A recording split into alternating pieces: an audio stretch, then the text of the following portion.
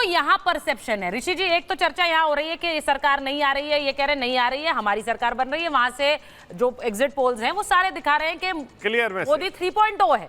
लेकिन जो अंतरराष्ट्रीय मीडिया में चर्चाएं चल रही है Modi coming back to power, मैं आपसे पूछ रही हूं, ये भी एक चर्चाएं हैं।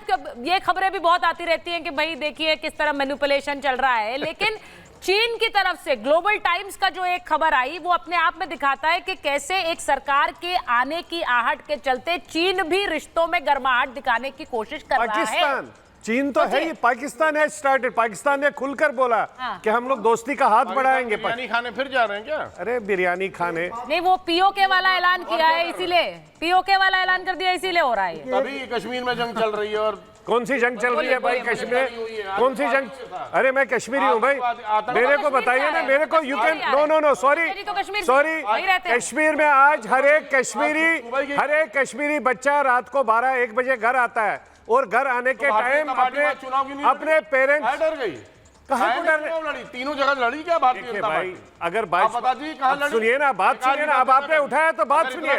भाजपा ने इसलिए नहीं लड़ा वहां पर कि एक मैसेज जाती 370-35 के चक्कर में वो इलेक्शन लड़ने की हिम्मत नहीं पड़ी। इलेक्शन कोई एजेंडा नहीं है भाजपा का वहां पर। इलेक्शन कभी एजेंडा नहीं रहा है।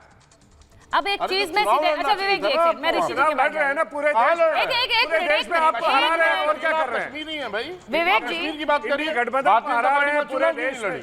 नहीं, अगर वो कश्मीर की बात करें तो फिर आप यूपी की बात करिए। बिल्कुल करूं। वो कश्मीर की बात करें फिर आप यूपी की बात करें। अरे भाई अभी तो हम चुनाव में राष्ट्रीय तस्वीर की बात करेंगे या अभी भी राज्यों में बंटकर बात करेंगे? We are talking about a national picture.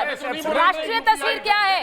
ये बिल्कुल क्लियर है कि यूपी में कश्मीर में, तब मैंने कश्मीर की बात। क्या ये क्लियर है ऋषि जी कि यूपी में, कश्मीर में, अरुणाचल में या फिर बिहार में बंटकर लोगों ने नहीं देखा है? लोगों ने देखा है कि नेशनल लीडर कौन है और लोगों ने देखा है कि कौन राष्ट्रीय स्तर पर गवर्न कर सकता है। आपके बात से कुछ हद तक मैं सहमत हूं। देखिए, मोदी का जो आधार वोट है, यानी बीजेपी का जो आधार वोट है, उसमें मोदी की लोकप्रियता बनी हुई है। और सुबह भी आपसे मैंने बातचीत करते हुए कहा कि जो 5 किलो अनाज वाला जो फैक्टर है वो प्रभावी है। लेकिन ये बात भी शिवम त्यागी को मानना होगा कि जो उनके जो सीटिंग एमपी हैं, जो लगातार दूसरी बार चुनाव जीत के गए हैं, जो लगातार तीसरी बार चुनाव के जीत के गए हैं, उनके विरुद्ध जोरदार एंटी इनकम्बेंसी है।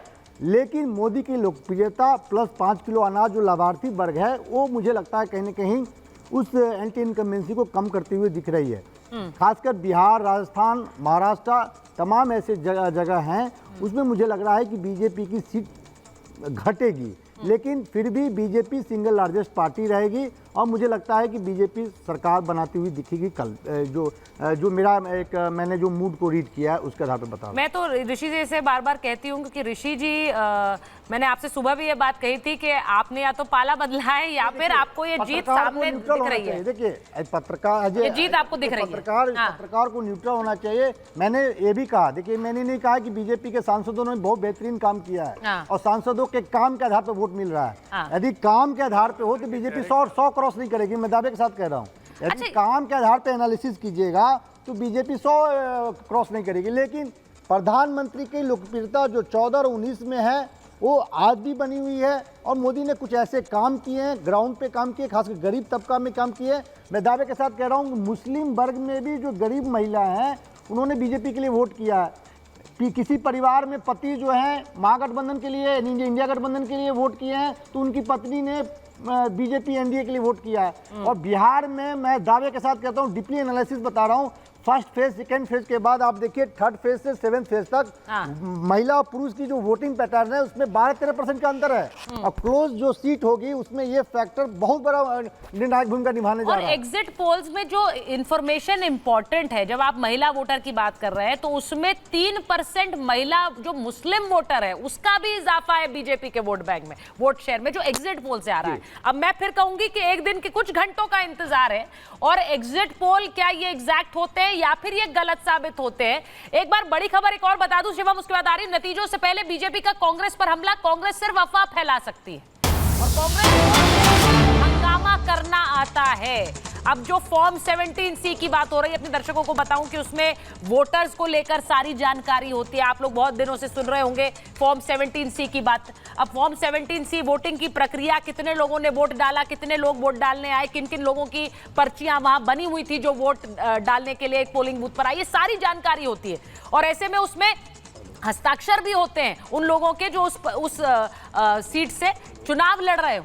अब आप सोचिए कि इस पर एक सवाल उठाने लगा है विपक्ष, यानी क्या कल के लिए। अखिल स्वामी जी हमारे साथ आ गए हैं स्टूडियो में।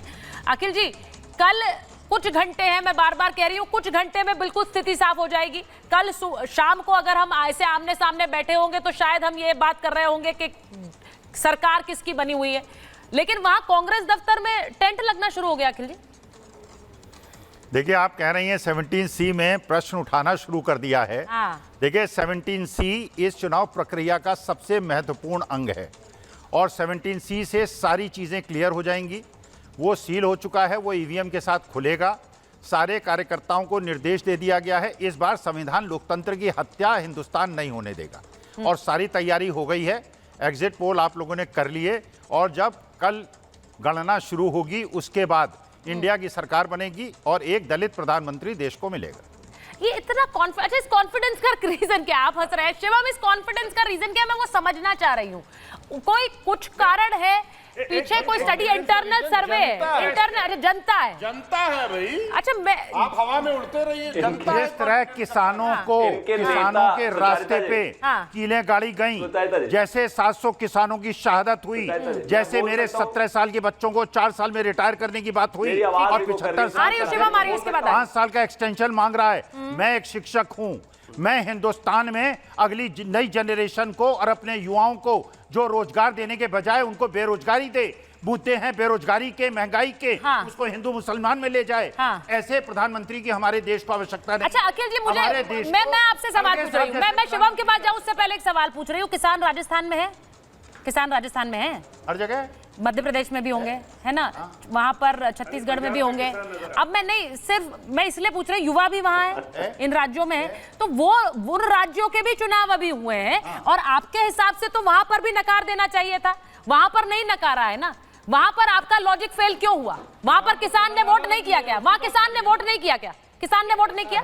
भगवान कृष्ण ने कहा था घड़ा जरा भर जाने दीजिए। अच्छा, तब तक घड़ा नहीं भरा था, अब भर गया। सरकार से कीले गाड़ी गई पंजाब, कीले तो उससे बहुत पहले गाड़ी गई थी आपके हिसाब से। तो पंजाब के अंदर हरियाणा की पुलिस ने कीले गाड़ी, मेरे बच्चों की आंखें फोड़ी गई, अश्रु गैस के गोले फोड़े। सर, ये लॉजिक इन राज्यों के चुनाव में क्यों नहीं चला? किसान तब नहीं थे क्या? शिवम के पास जा रही हूं। मेरे देश के किसानों को खालिस्तानी कहेंगे? खालिस्तान लॉबी घुसी है, मैंने किसानों को खालिस्तान नहीं बोला, मैंने खालिस्तान की लॉबियां घुसी थी, पंजाब की शिवम के पास जा रही हूं। देखिए, ये गलत बात है, मैं गलत नहीं बोल रहा हूँ, किसानों को मेरे पास मत कहिए। मैं सर ऑन रिकॉर्ड बोल रहा हूँ।